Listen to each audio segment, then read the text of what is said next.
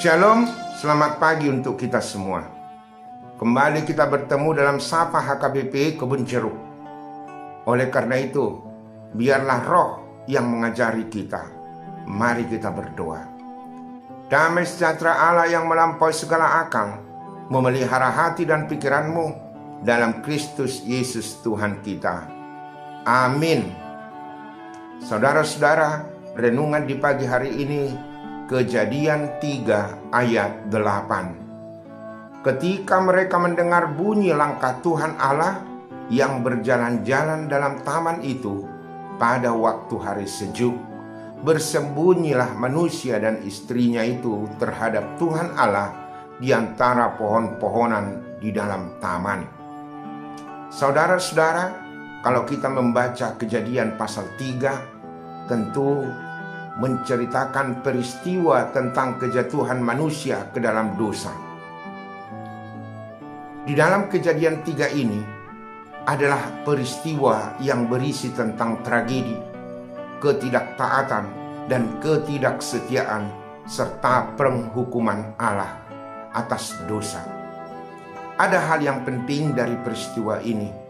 Yang pertama adalah dari sisi manusia.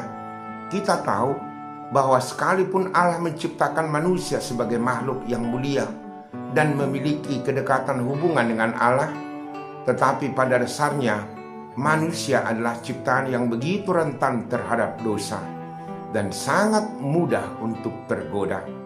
Manusia dapat begitu mudah terjebak dengan hal yang sebetulnya bukan sesuatu perkara yang sulit, yakni jangan kamu makan buah itu. Yang kedua adalah sikap manusia terhadap dosa. Manusia berusaha menyembunyikan diri dari Allah dengan caranya sendiri dan berusaha untuk membenarkan diri terhadap dosanya sendiri.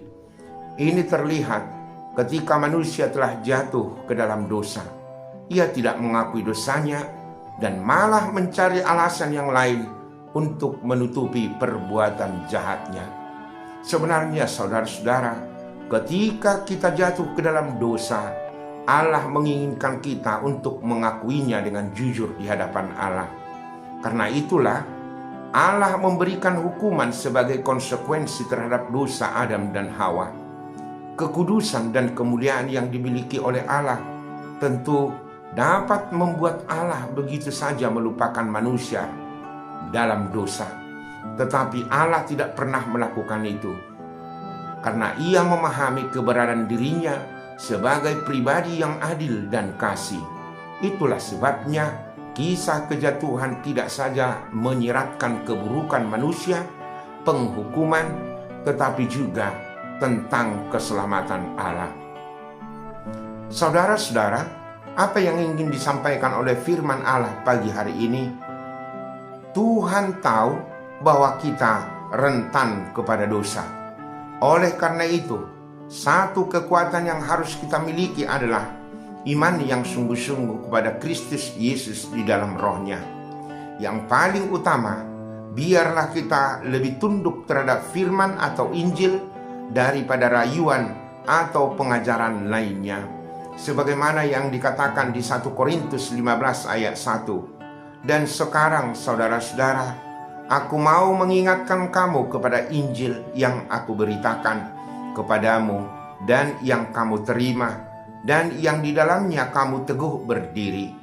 Oleh Injil itu kamu diselamatkan, asal kamu teguh berpegang padanya, seperti yang telah kuberitakan kepadamu, kecuali kalau kamu telah sia-sia menjadi percaya.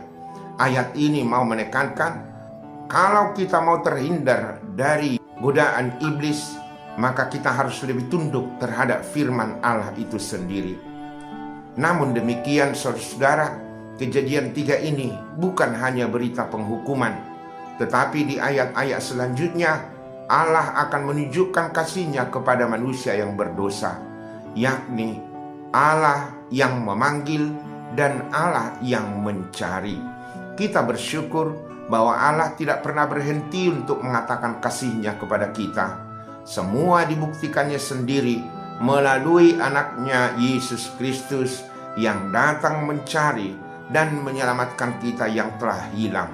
Itulah karya terindah di dalam kehidupan kita sebagai orang berdosa yang telah diselamatkan oleh Yesus. Amin. Kita berdoa. Terima kasih Tuhan atas firman ini. Kami telah melihat betapa rentannya kami jatuh ke dalam dosa. Kuatkanlah kami agar kami terhindar dari mara bahaya iman, dari godaan-godaan iblis, dan juga hal-hal duniawi ini. Tuhan, kami selalu berdoa bagi setiap jemaat yang berulang tahun. Biarlah jemaat yang berulang tahun semakin hari bertambah dalam umur, tetapi juga bertambah di dalam kedewasaan iman. Kami serahkan semua yang berulang tahun, biarlah mereka panjang umur, sehat, dan semakin berhikmat. Juga Tuhan bagi jemaat yang berulang tahun pernikahan, bahwa karena Engkau yang mengikat mereka, maka perkawinan jemaat adalah kudus. Biarlah suami selalu bertanggung jawab di dalam pekerjaan dan iman, dan istri selalu bertanggung jawab juga mendukung pekerjaan suaminya, dan juga anak-anak yang ada di rumah Engkau berkati. Biarkan keluarga-keluarga itu menjadi keluarga-keluarga yang hidup di dalam doa dan iman. Juga kami selalu berdoa Tuhan untuk setiap program gereja ini. Apapun yang kami lakukan, baik sebagai full timer, baik sebagai perhalado, baik sebagai dewan, maupun sebagai seksi dan panitia-panitia yang diangkat di gereja ini. Biarlah Tuhan, pelayanan ini semakin memuliakan Tuhan dan menjadi alat saluran berkat bagi setiap jemaat. Kami berdoa Tuhan untuk semua jemaat-jemaat yang sakit, baik di rumah maupun di rumah sakit.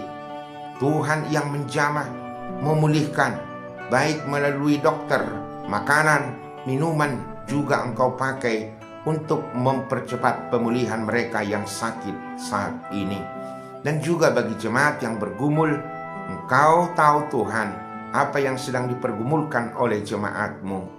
Jangan biarkan mereka jatuh, tetapi berilah mereka jalan keluar, dan melalui hikmat Roh Kudus, maka mereka akan secepatnya keluar dari pergumulan dan cobaan yang mereka terima.